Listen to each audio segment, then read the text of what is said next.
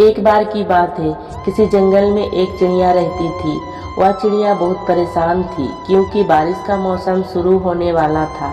इसीलिए उसने अपने बच्चों के लिए घोंसला बनाना चाहती थी, जिसके लिए वह एक अच्छे पेड़ की तलाश कर रही थी। तो एक बार जब वह पेड़ की तलाश में जंगल में गुजर रही थी, तो उसने नदी के किनारे पर दो पेड़ दिखाई देते हैं। वह चिड़िया पहले पेड़ के पास जाती है और उसे कहती है, हे पेड़, तुम्हें पता है कि बारिश का मौसम शुरू होने वाला है, तो क्या मैं अपने बच्चों के लिए तुम्हारे टहनी पर घोंसला बना सकती हूँ? चिड़िया की सारी बातें सुनने के बाद पहला पेड़ उसे अपनी टहनी पर घोंसला बनाने के लिए मना कर देता है। फिर वह चिड़िया दूसरे पेड़ के पास जाती है और वह उस दूसरे पेड़ को भी रिक्वेस्ट करते हुए कहती है कि क्या मैं तुम्हारे टहनियों पर अपने बच्चों के लिए घोंसला बना सकती हूँ? दूसरा पेड़ चिड़िया को घोंसला बनाने के लिए हाँ कह देता है। तभी चिड़िया खुशी खुशी अपने बच्चों के लिए उस दूसरे पेड़ पर अपना घोंसला बनाना शुरू कर देती है और फिर वह उस दूसरे पेड़ पर अपने बच्चों के साथ रहने लगती है।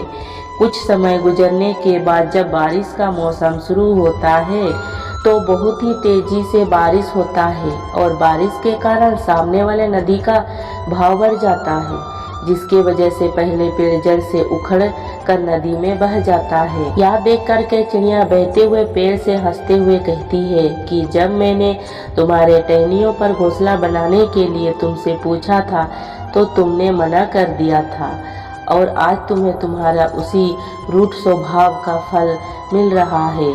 तुम्हारा साथ तो यही होना था।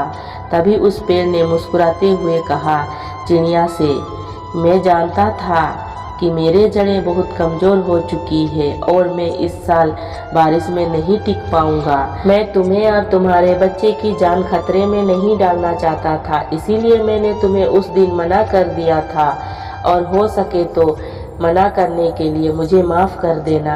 यह कहते हुए वह पेड़ नदी में बह गया। दोस्तों, इस कहानी से हमें यह सीख मिलती है कि किसी के इनकार को उसकी कठोरता मत समझिए, क्योंकि क्या पता उसके इस इनकार में आपका भला छुपा हो।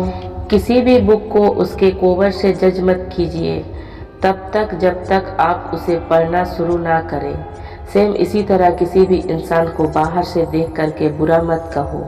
आपको क्या पता कि उसकी लाइफ में क्या चल रहा है और वह अभी भी किस मुसीबत से गुजर रहा है।